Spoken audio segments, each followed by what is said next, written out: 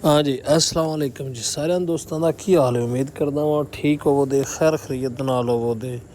माशाअल्लाह जी, सुबह सुबह ही बहुत ही प्यारी हवा चलती पई है ते ओह साडी लाभ है। अजे पानी नहीं दिता ते माशाअल्लाह सुबह सुबह बड़ा प्यारा माहौल है। साडे लेले पट्ठे खांदे पैन, सुबह सुबह ही उन्होंने पाए न खान चस लैन ते उस तो बाद असी हुण कोई अपने माल डंगर दा करदे आं।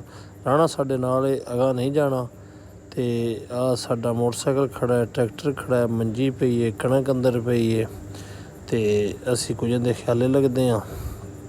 आ बेड़ी ते असी ना जांदे पे सी एक कम दूसरी पासे जाना सी, लेकिन आओ बंदे जे मझ लैके दरिया दे विचों लगे जांदे। दो बंदे जे जदों भी डुबदा है उदों ही तारा डुबदा है। मनतारा तो कदी ना डुबिया, जिस दरिया वड़ने नहीं उस डुबना की है। हूँ अल्लाह लो ना आ जाए तो वखरी गल वेंदे असी भी ढेर सारे बेड़ी ते सारिਆਂ ਦਾ ख्याल उदे ही है भाई भाई किदे माई लैके लगे जाते हैं।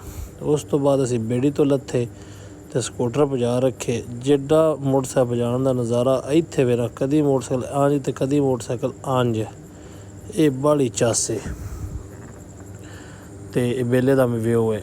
आ दोना पुरानी थ्रैशर विखाण लगे हैं। पुराना काम साढ़े इलाके जो तो मिट चुका है। आ घाह कटते पे ने, थ्रैशर चलती पई है, दे सौ दे लै दाथी जेह्ड़े दत्था लाई आउंदे न, लियाउण आह्ले घाह पिच्छों लेआई आउंदे न ते एह् घाह कटदे पे न ते एह् बीऽ बनांदे पे ने।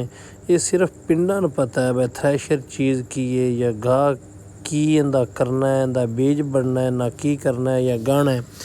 ये सिर्फ और सिर्फ पिंडवां पता है, शहरों या नहीं पता। अगर किसी ना पता होवे वो आके तोड़ आके वेखे थ्रैशर चीज़ की है ना की होंदा है।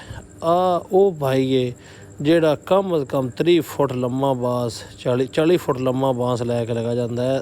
बांस दूजे पटसांगी जे पटसांग वेंदे केड्डा लम्मा पटसांग मैं अपनी ज़िंदगी एड्डा लम्मा पटसांग मैं नहीं वेख्या।